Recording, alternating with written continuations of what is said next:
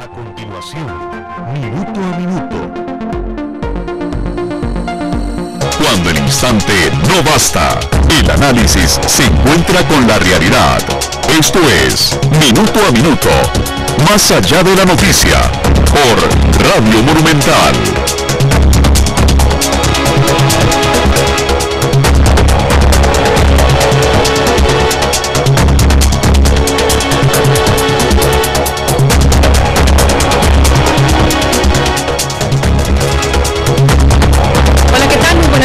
Bienvenidos a Minuto.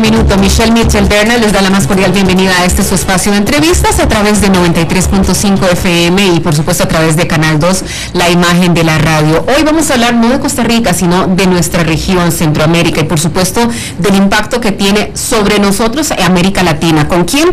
El señor Sergio Jelinek, él es gerente de Relaciones Externas para América Latina y el Caribe del Banco Mundial. Bienvenido, muchas gracias por estar con nosotros. Muchas gracias por la invitación. Para contexto, Centroamérica representa el 7% de la población de América Latina y el 2% del territorio también de la región. Es además la sexta economía de América Latina luego de Brasil, México, Argentina, Colombia y Perú. Eso nos dice lo pequeños que somos también. Sin embargo, hoy queremos hablar del tema de integración. ¿Qué tan viable es en este contexto? Tal vez para comenzar, don Sergio, estamos viendo instrumentos de integración que fueron diseñados, algunos desde la década de los 70, otros que han sido pensados más en la década de los 90 y que tenían una importante vocación de integración desde el punto de vista comercial. Sin embargo, persisten tensiones importantes entre los países e importantes disparidades. Hoy por hoy, desde el punto de vista del Banco Mundial, ¿es viable hablar de integración centroamericana? Bueno, yo creo que no solo es viable, sino que creo que los propios centroamericanos admiten que es imprescindible, en el sentido de que se trata de economías que por su nivel de escala necesitan una fuerte cooperación de manera tal de poder competir más exitosamente a nivel global. Centroamérica puso en práctica esfuerzos de integración regional que en buena parte fueron exitosos, quizás no todo lo exitoso que la gente pueda percibir, porque el impacto, por ejemplo, de tratados de libre comercio o asociaciones comerciales no se vio quizás reflejado en el bolsillo de la gente como la gente podía haber esperado, y evidentemente cuando ello sucede hay ciertos cuestionamientos de los modelos de integración. Sin embargo, viendo las cifras puras, el comercio intrarregional en la última década aquí en Centroamérica ha aumentado con casi el 7%, los flujos comerciales de la región también con casi el 4.7%. Sin embargo, hay obstáculos en el sentido de que el comercio, lo que es, digamos, el porcentaje del comercio centroamericano a nivel mundial se ha reducido de un 0,36% hace 10 años a 0,3%, lo cual también denota que hay áreas en las cuales Centroamérica podría ser más competitiva y no lo es, y no solo por problemas de restricciones comerciales de otras áreas, como tradicionalmente un poco los latinoamericanos nos hemos quejado de las restricciones comerciales de los países ricos, cuestión que es cierta, pero también hay algunos aspectos que podemos mejorar del punto de vista de que hay cosas que podemos hacer en casa y que a veces no se hacen. ¿A qué atribuye usted la caída, ahora que habla de exportaciones, a qué atribuye la caída cuando justamente Costa Rica es una de las economías más abiertas, no de la región, del mundo, por la cantidad de productos que exporta, por la diversidad de destinos exportadores que tiene, el crecimiento que tuvo El Salvador como una economía en principio agroindustrial y ahora más en el tema de manufacturas? Si bien es cierto, ha habido un robustecimiento, un desarrollo económico en algunas de las naciones centroamericanas, ¿a qué se debe entonces más bien esa caída de participación? La caída de participación promedio, no quiere decir ello que, por ejemplo, algunos países en particular, caso Costa Rica o Panamá, tengan una relación más beneficiosa. O sea, el nivel de crecimiento de Costa Rica o de Panamá es sustantivamente diferente a los casos de otras economías de la subregión. Panamá ha sido, digamos, una estrella en materia de crecimiento económico, con cifras casi asiáticas. Costa Rica quizás no tanto, pero antes de la crisis del 2009 oscilaban un 6,5%, ahora a nivel de 4,5%, lo cual a nivel del promedio regional latinoamericano es un buen guarismo. Pero hay áreas en las cuales, digamos, la competitividad se cae por quizás problemas que los centroamericanos perciben claramente y que no ha habido una solución, tales como los problemas de la logística, que es un término que suena a veces como un poco complicado, pero que en realidad es bastante sencillo. Tiene que ver cómo transportar las mercaderías desde puntos de producción a puntos de exportación o de venta, y cuáles son los costos que devienen del transporte o de los papeleos burocráticos en las aduanas o de las esperas en las aduanas, etcétera, etcétera. Y lamentablemente, como un promedio en Centroamérica, los costos de un producto llegan a que los costos logísticos son como del 40%, y si uno lo compara con costos de Chile, que son 18%, o ni hablar de los países miembros de la OCDE, que es menor, ahí vemos que hay una falta de competitividad que no tiene que ver con razones externas, sino que podría ser solucionada si existe, digamos, una voluntad política para hacerlo, una voluntad de cooperación mayor, y creo que es viable. Creo que son soluciones a veces prácticas, que a veces se impiden quizás por lo que tú insinuabas en tu pregunta, o sea, de repente a veces los intereses nacionales pesan más que los regionales, entonces eso es una cuestión de liderazgo también. Don Sergio, el espíritu de integración en Centroamérica nace a la luz de la búsqueda de un objetivo común, la paz, por supuesto que el fortalecimiento de las democracias, pensando que en los 80s, todavía los 70s y los 80s, varias de las naciones centroamericanas estaban inmersas en conflictos bélicos. Transcurrido ese tiempo, lo que vemos es que ese propósito cambió de fortalecer democracias, de pacificación, de incluso se hablaba de mayores vínculos desde el punto de vista político, a una agenda que más bien se ve plenamente en temas comerciales, más que económicos, comerciales, de hecho.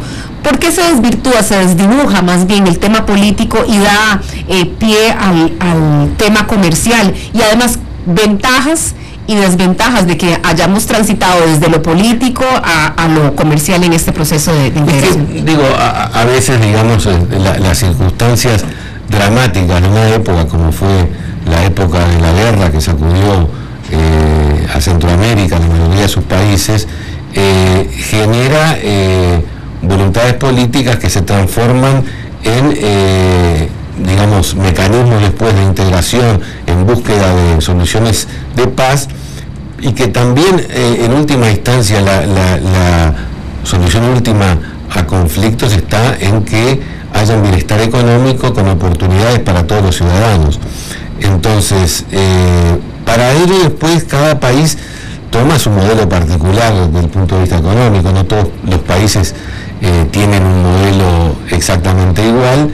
Algunos combinan el Estado con el mercado de formas particulares, de acuerdo a la filosofía y al ángulo de opinión que los gobiernos tengan, y eso es razonable desde el punto de vista de que responde a las condiciones de cada uno de los países. Quiere decir que una integración total, digamos, en todo es bastante difícil, pero sí en aspectos que son muy comunes y donde todos ganan. O sea, que el transporte sea más eficiente, yo creo que va por encima de razones ideológicas, ¿no? O sea, es algo que beneficia a todos y que podría solucionarse. No es digamos, que vengamos acá a decir algo que no se sepa, o sea, pero en realidad hay aspectos técnicos, hay elementos técnicos que pueden ponerse sobre la mesa para hacer que el transporte, toda la parte de aduanas, etcétera, sea más eficiente. A veces uno se pregunta por qué no hay aduanas comunes, a veces cuando uno tiene que pasar de una aduana por producto, por temas fitosanitarios, de control, o incluso de control de narcotráfico, a veces se pueden hacer eso de una manera común entre varios países y no tener que hacerlo aduana por aduana, repetir el procedimiento, en fin, cuestiones que podrían profundizarse aún más.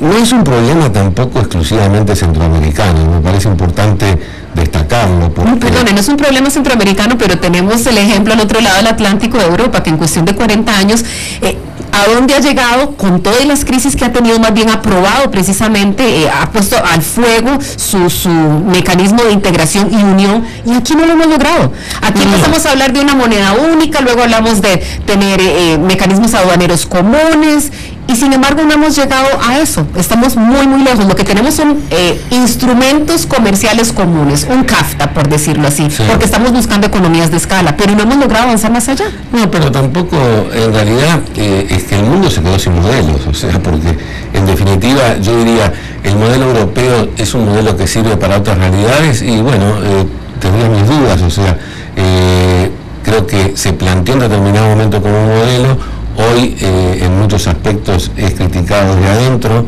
de los mismos países miembros. Recientemente uno, digamos, primer ministro inglés habló de un plebiscito para ver si el Reino Unido se mantenía, etcétera. En definitiva, creo que los países de Centroamérica hicieron mucho, generaron mecanismos de acuerdo a las circunstancias concretas de la región y es posible de mejorarlos y seguir en ese esfuerzo si quizás el esfuerzo se focaliza un poco en determinadas áreas.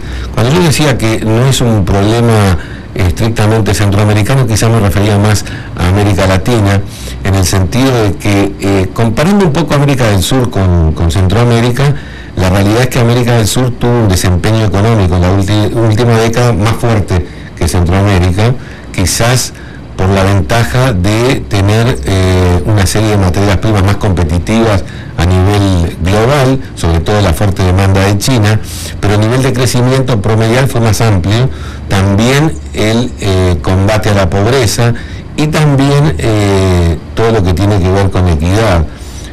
Hoy, digamos, podemos decir que tras una década, por primera vez en la historia, hay más clase media que pobres en América Latina, y no es poca cosa. Hubo un aumento de 50 millones de personas que ingresaron a la clase media, obviamente que la mayor parte se registra en países como Brasil, en los países grandes, sobre todo países como Brasil, donde hay una economía de masa mucho más grande que en el pasado, con consumidores que antes no formaban parte de la masa de consumidores que hoy sí lo hacen. Y Centroamérica ha quedado un poquito rezagada en ese proceso. O sea, si uno compara las cifras, todavía hoy el porcentaje de gente que vive en la pobreza en Centroamérica es mayor que el promedio regional, que se ubica en Centroamérica en 44%. Y permítame interrumpirla en esta parte, don Sergio, porque nuevamente, ¿cómo nos ve el Banco Mundial, sabiendo que tal vez lo que se ha promovido desde organismos financieros internacionales ha sido el crecimiento económico, la diversificación de la economía, la apertura comercial? Esas han sido fórmulas que han sido promovidas desde organismos como el Banco Mundial, pero a la vuelta de los años lo que estamos viendo es que sí puede haber un crecimiento, sí hay retos de competitividad importantes, pero lo que persiste y no se ha reducido son las brechas sociales, y nuevamente no ha sido capaz este modelo de sacar gente de niveles de la pobreza. El caso costarricense, si bien es cierto, la economía crece, sí, más o menos 4,5%, 21% de la población sigue estando todavía en niveles importantes de la pobreza. El mismo patrón se repite a nivel regional. El modelo no ha sido exitoso para poder permear a todas las capas de la sociedad. A ver, nosotros no tenemos un modelo, o sea, nosotros en realidad no nos planteamos como Banco Mundial un modelo ni para la subregión ni para otros países, sino que apoyamos a los planes de desarrollo que cada país tenga. Es decir, en ese sentido quizás lo único que sí, pero no le llamaría un modelo, es el hecho de tener una conducción económica sobre bases sólidas. O sea, creo que hoy en día está más allá de las ideologías el hecho de que tener inflación baja es bueno para todos, tener reservas importantes es bueno para todos, y obviamente tener un crecimiento económico, pero no solamente un crecimiento para el beneficio de las élites, sino un beneficio que llegue a todos los ciudadanos, generando oportunidades para ellos. Creo que hoy el consenso en América Latina es de que se pueden hacer las dos cosas, o sea, se puede crecer económicamente y tener un énfasis en políticas sociales que permita que nuevos sectores también accedan a la prosperidad, o sea que no repetir lo del pasado donde quienes se beneficiaban eran solo las élites. ¿El pasado o el presente, don Sergio? Porque sigue siendo una realidad. realidad. En muchos países es un poco, o sea, está bien, concuerdo contigo de que en algunos países lamentablemente la pobreza no se ha batido en el nivel que debería estar y por ello quizás los esfuerzos tengan que ser mayores, y en ese sentido coincidimos de que claro, en aquellos países donde no ha habido un abatimiento de la pobreza como en otros, es importante que ese sea el foco y generar oportunidades para los más vulnerables. Lo refería al hecho de que en Sudamérica eso ha cambiado un poco en el sentido de que hoy podemos decir que en la población en general hay 3 tercios. Un tercio que es clase media, otro tercio que es lo que llamamos sector más vulnerable o clase media baja, que llaman algunos países, y un tercio que está en la pobreza, definida ella como aquellos individuos que lamentablemente ganan menos de $4 al día. Y no satisfacen sus necesidades básicas. Exacto. En cuanto parte del crecimiento y el bienestar de una región deviene no solamente de la claridad en las políticas económicas, sino también de tener instituciones robustas, de tener estados más fuertes. Cuando digo más fuerte no me refiero a estados empresarios, sino obviamente la conducción de la visión país. ¿Cómo ve el Banco Mundial a Centroamérica en esta línea? ¿Creen ustedes que tenemos debilidades estratégicas o estructurales desde el punto de vista institucional, y en qué áreas en lo específico? Bueno, yo creo que, digamos, uno de los problemas que evidentemente varía país por país, o sea, no se puede decir, pero hay un problema que tiene que ver con la capacidad de las instituciones de proveer servicios a sus ciudadanos y que la provisión de servicios básicos, sean ellos desde educación, alcantarillado, agua potable, etcétera, lleguen a todos los ciudadanos. En algunos casos es un problema, sobre todo en los sectores más apartados de las capitales. El otro gran problema de la región, y que también es diferente en cada país, pero se da con mucha duda, es el problema de la inseguridad ciudadana, que afecta también obviamente la actividad empresarial, pero que permea toda la sociedad. Es un problema extremadamente complejo porque no resulta estrictamente de causas económicas, sino que tiene que ver con factores culturales, tiene que ver con una sensación de que si hay otras personas que consumen y yo no tengo la posibilidad de consumir, lo robo, ¿no? Entonces hay factores que son culturales y esto genera un problema institucional muy fuerte porque de repente los estados no estaban preparados para combatir este fenómeno y deben prepararse para combatirlo de una manera que involucre no solo las fuerzas represivas, sino las comunidades, es decir, no se puede solucionar este problema si no hay un esfuerzo fuerte de prevención, y aquí también el trabajo que se pueda generar para los sectores juveniles es muy importante porque yo me he dado unos datos que son alarmantes, ¿no? En América Latina los jóvenes entre 18 y 28 años que ni estudian ni trabajan son el 25% de ese sector, o sea, imagínense que 25% son millones de jóvenes que ni estudian ni trabajan y ¿a qué se dedican? Bueno, lo más probable es que uno saque sus propias conclusiones. Condenados a la pobreza precisamente porque no trabajan, no estudian en ese sentido. O algunos no tan condenados porque viven con sus papás y los papás tienen una posición más holgada, pero no se sabe tampoco lo que hacen. Nuevamente, ¿qué tipo de respuestas, si es que pudiéramos hablar, no quisiera sonar como quien busca esas respuestas paternalistas, pero qué tipo de propuestas son las que prevé el Banco Mundial ante desafíos de este tipo? Sí, necesitamos ser más competitivos, sí, necesitamos construir un desarrollo institucional acorde a las necesidades de la población, pero nuevamente también necesitamos construir una base que nos permita mayor equidad en el desarrollo. ¿Qué tipo de propuestas son las que están? Yo pienso que más que una receta que el Banco Mundial pueda proporcionar y que estamos muy lejos de eso, lo que sí es importante que haya la posibilidad de que los países tengan políticas estratégicas de largo plazo que no estén condicionadas por los ciclos políticos. O sea, si usted ve cuáles son los países que han podido realizar cambios en profundidad, son aquellos donde ha habido una continuidad tanto en las políticas económicas como sociales. Si estamos a la merced de que cada 4 o 5 años cambian los gobiernos, pero además de cambiar los gobiernos, cosa que es muy sano, porque es la alternancia democrática, cambian todas las políticas, estamos frente a un problema.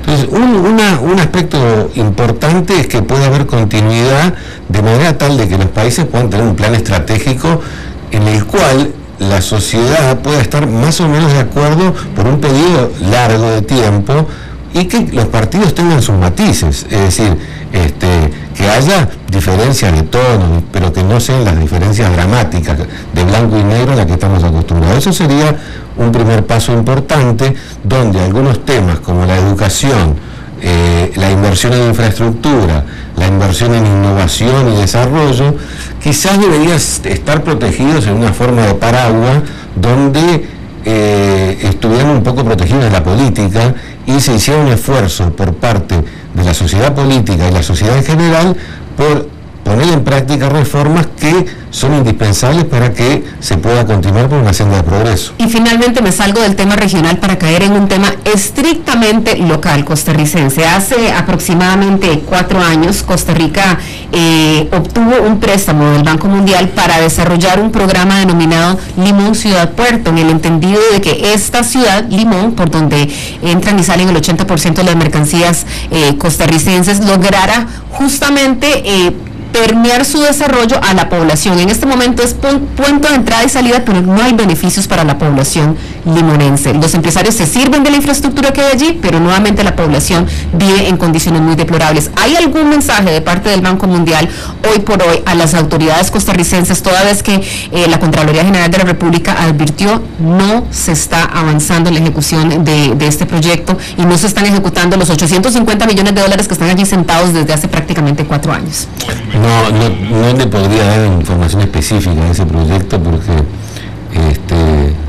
o sea, con mucho gusto se lo puedo pasar, pero le estaría diciendo que no conozco el detalle. Sé que ese proyecto se aprobó, creo que, como usted bien dice, ha tenido ciertas dificultades en la implementación. Con mucho gusto puedo averiguar y me da pena por sus oyentes que no tengan una respuesta clara, pero no la tengo como para dársela. También sería una falta de respeto intentar dársela. Bien, agradezco muchísimo a don Sergio Jelinek, que él es gerente de Relaciones Externas para América Latina y el Caribe del Banco Mundial. Gracias por haber estado con nosotros y el tiempo que nos dispensó don Sergio. Y por supuesto, gracias a ustedes por haber estado con nosotros en este programa. Mañana rompemos el molde, nos salimos de los temas usuales y vamos a hablar con Miss Costa Rica, una Miss, cómo es el día de una reina de belleza, cuáles son los estereotipos y también los prejuicios a los que ella se tiene que enfrentar en el día a día. Mañana, si Dios lo permite, 12 del mediodía, aquí en Minuto a Minuto, el próximo viernes 8 de febrero. Que la pasen bien, que tengan un feliz jueves. Cuando el instante no basta, el análisis se encuentra con la realidad. Esto es Minuto a Minuto, más allá de la noticia, por Radio Monumental.